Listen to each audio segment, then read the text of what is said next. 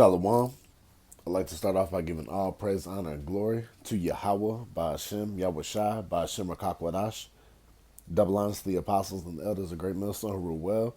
Hey, Shalom to you sincere, hopeful, elect brothers and sisters listening and learning, and to you brothers preaching and teaching this truth through the four corners of the earth.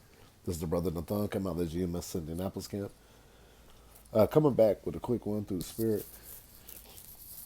This is a clip from GMS Watchman.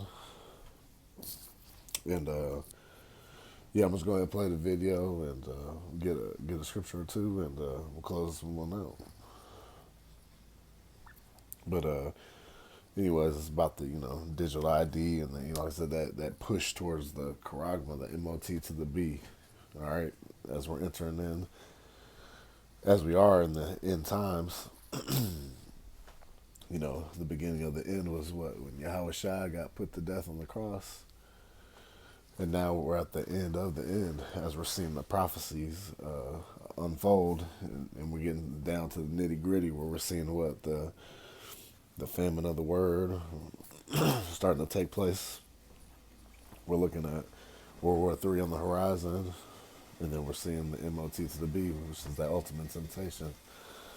All right, so this mean? The Apple iPhone digital ID is just going to be a digital representation of your US passport. Let me take you through it. So with Apple's iPhone, you would essentially load on your US passport into the Wallet app, and it'll also be accessible on your Apple Watch. This basically allows US passport holders to create digital identity credential based on your passport information. So this is a digital identity credential. It's not yet going to be connected to all that you are, all the info data, your history, your financial transactions yet. This is just a digital credential based on your passport info. But again, it's another major step towards the coming control grid. When users actually do this, iPhone users do this, step one is you're going to scan your passport photo page, and that's also going to read the embedded microchip in your passport. If you didn't know already, there's an embedded microchip in every US passport. The second step is it'll give you a facial scan. So your biometric authentication. It's going to scan your face from different angles. It's going to require you to do different head movements. This is the step of collecting biometric data, giving it to a private company like Apple. Users then can present their digital ID at in-person checkpoints. For example, over 250 US airports. Right now, it's only for domestic travel, not international. If you do international, you are required to have your physical passport in hand. So the digital ID on the Apple iPhone, they say it's encrypted and it's just stored on your device. Apple says that they cannot see when or where your ID is being used. Again, that's their claim, but how often do we trust what tech companies tell us about our data and how they protect it, or what they can see or not see? This all plays in, again, to Agenda 2030, the digital legal identity. So they are trying to go for identities that are managed, verified, used digitally for access to our own rights and services. Okay, this goes back to what I said. If you step out of line with anything that the current regime in power or the global regime says is out of line, they can shut you down for access to bank accounts, to food, things like that. That's where we're going. This Apple digital ID is a major step to eventually fully replace physical IDs with digital. It's going to normalize this digital ID for so many normies who are just going to sign up and do it, right? It's so much easier. Just put your identification onto your phone. So right now, Apple's digital ID remains privatized. It's device specific. It has limited scope for implementation. But again, this aligns in spirit with the broader Agenda 2030 digital ID control grid. These are incremental steps. They're not just going to put the cage around you right away. It's going to be little incremental steps. Get you used to little things piece by piece. And as you take those little baby steps, you get used to the cage being put around you. One more big step towards full-scale digital ID, where all the individual's life history, info, data, their financial records, everything is all connected. It's not there yet, but again, this is another step towards that. These are the questions this raises. Will digital-only IDs become standard and people required to use them? We've seen this. This is what happens, right? We normalize something, it becomes a standard, and then all of a sudden it's forced upon us to that's the only way to do it from now on. Who controls the ecosystem and the infrastructure of this? Right now, it's a private corporation, Apple. But government has talked about doing this. And of course, we have the ever-present evil public-private partnership, where the public entity, the government, gives permission to a private corporation to store all your data and manage all of this through government contracts, which is most likely what is going to happen. The government will partner with these big entities like Google, Apple, Palantir, you name it, these big AI companies, to manage all of our data, connect all the railways together of the infrastructure that's being laid, so that your one big massive digital ID, the culmination of one of the pieces of Agenda 2030, is all connected down with your past, your history, your financial records, your schooling records, your health records, everything. Go take a look at some of my other digital ID videos for information about this. The last question, of course, is what legal safeguards will there be to protect against misuse, data breaches, tracking, exclusion, or blocking from services? These kind of issues will come up before there's any kind of legal framework in place. And that's what's happening. This technology is moving so fast. They're pushing these incremental steps so fast that it won't give our legislative process time to catch up for actual legislation that might protect each individual. This is the way that government will actually circumvent the law in order to control us through private corporations and our access to public services and private services. I would say the Apple Digital ID is a digital representation of a state or government issued identification. It's not yet connected fully to the full infrastructure and all the rail lines that they're putting together through these AI databases. So they can't quite shut you out of certain services if you did the digital ID on Apple, but it is coming. Again, major step towards that process as we take these little steps towards this dystopian, totalitarian future. That's right. You know, Esau Edom, the so-called white man's what? Gradualism. All right. Gradually taking your rights away, gradually getting you totally dependent on the digital system. You know, as they're phasing out cash. You see, they did away with the penny this year. You know. Now I've seen signs at places, stores talking about we need exact change due to the penny shortage. So, because everything's gone digital. They're pretty much digital now, you know. Barely anybody takes cash nowadays. Barely. So we gotta understand that, hey, the bigger picture of this is what? Revelation 13 to 16. Let's get that.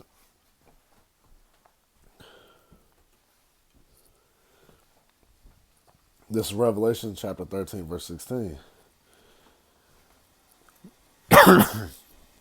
And he causeth all, both small and great, rich and poor, free and bond, to receive a mark in their right hand or in their foreheads.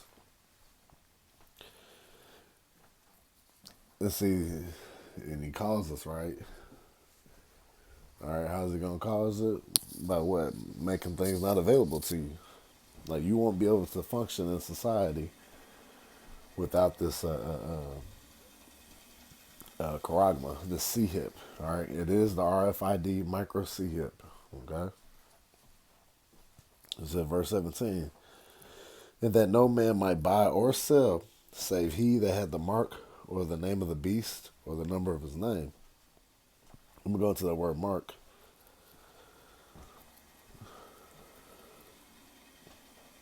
The Greek word is charagma. And it says, this is the outline of biblical usage, a stamp, an imprinted mark, of the mark stamped on the forehead or the right hand as the badge of the followers of the, what they say, the Antichrist, right? Thing carved, sculpture, graven work. You go to the Strongs.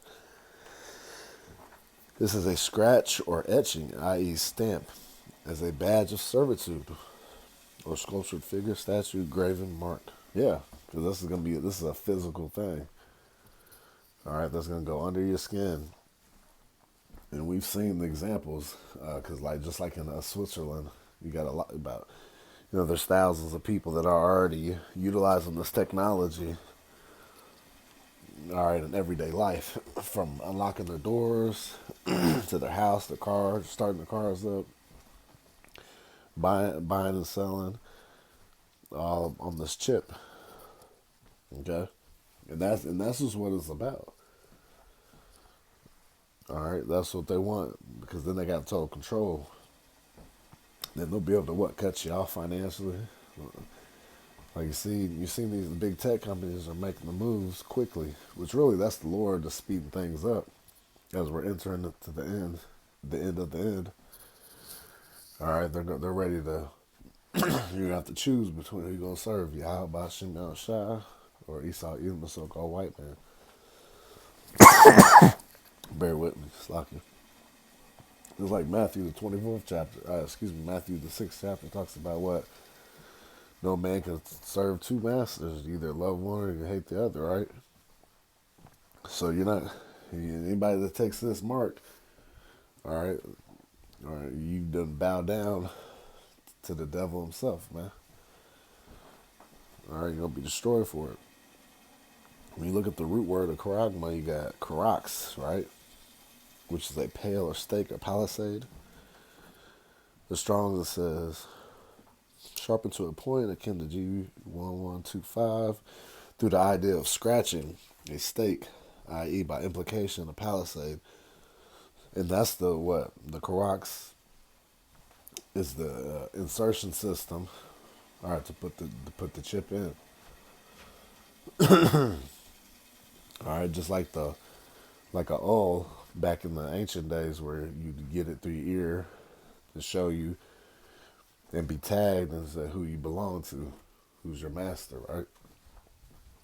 Well, it's the same thing this time with the digital version of it, which is the physical too, the physical part of it, which is the chip itself, and then everything's on the cloud, right? All your information, who you are, where you live, your medical history. The dude was going in on Apple, like you have your passport, everything, ID, everything is going to be attached to that. Okay, your whole being is going to be known to these elites. All right,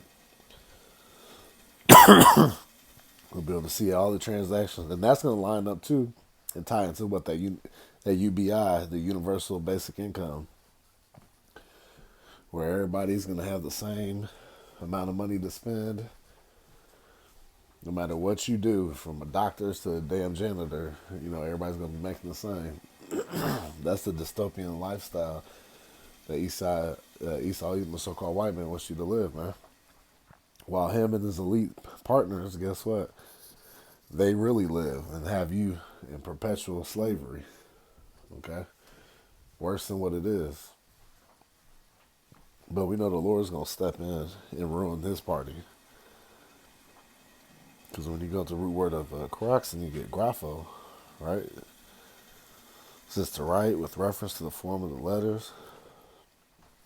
Now, let me get to the Strong's. It says to grave, especially to write, figuratively, right?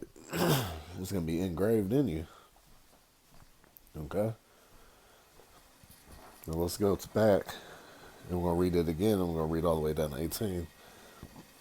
Revelation 13 to 16. And he calls us all, both small and great, rich and poor, free and bond, to receive a mark in their right hand or in their foreheads, and that no man might buy or sell save he that had the mark, or the name of the beast, or the number of his name. Here is wisdom. Let him that hath understanding count the number of the beast, for it is the number of a man, and his number is 666. And when you go, it's a 666. And now, I'm just reading this and just like thinking like these bugged out people in the world and bugged out Israelite groups that are saying anything opposite of what the truth is, which the truth is the chip, RFID micro C-hip, right? That's what it is. But you got people just saying all types of madness. Like I said, from sleeping with white women to embargoes to Jesus Christ. It's not it, man. You got to come. You see, these people ain't coming the right way, man. They ain't entered into the straight gate. All right, they've gone a different path. They haven't trusted the Lord, and but now they lean unto their own understanding. All right, because it's clear as day that this is a physical mark. All right. Now it says chi sty stigma. Strong's G 5516. Chi Xi stigma. Yeah, chi sty stigma. All right.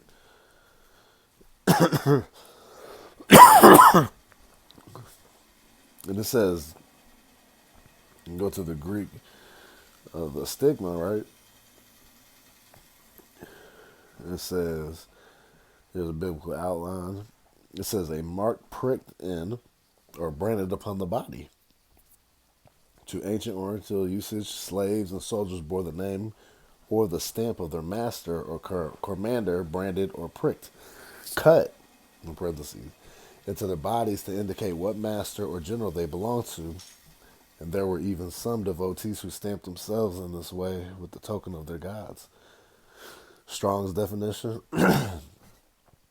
from it says to stick, i.e. prick, a mark incised or punched for recognition of ownership, i.e. figuratively scar or of service, mark. See? And that's what it is. All right, it's a physical thing. It's marked, pricked in, so you can't get around it. All right, this is the truth right here. All right, and we're giving our people, you so-called Negroes, Latinos, and Native Americans, the warning. Now, ultimately, we know only the elect. They're going to be from the protected from the hour of temptation. Oops, lock it.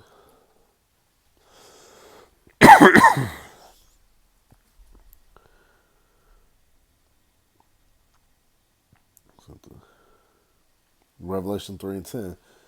Because thou hast kept the word of my patience, I also will keep thee from the hour of temptation, which shall come upon all the world to try them that dwell upon the earth. Right. And that's going to be the hour of temptation when you can't perform, you can't eat and work and get resources, because you're ousted out of society because you didn't bow down and take his chip, right? All right, the Lord, Yahweh Bashim El Shai, is going to prevent you for all the ones that truly believe, his elect. Those are the hopeful elect. They're not going to bow down and take that chip. And it's going to be the Lord that's going to put the spirit on you to not take it, and you're going to be good. All right, because we got to remember. Isaiah 65 reads, Therefore saith the Lord, this is Isaiah 65:13. Therefore saith the Lord, Yahweh Bashim El Shai, behold, my servants shall eat, but ye shall be hungry. Behold, my servants shall drink, but ye shall be thirsty. Behold, my servants shall rejoice, but ye shall be ashamed. And who's going to be ashamed? 2/3 of you Negroes, Latinos, and Native Americans that don't want to get right, that don't want to call upon the true name of Yahweh Bashim El Shai, that want to go and lean unto their own understanding.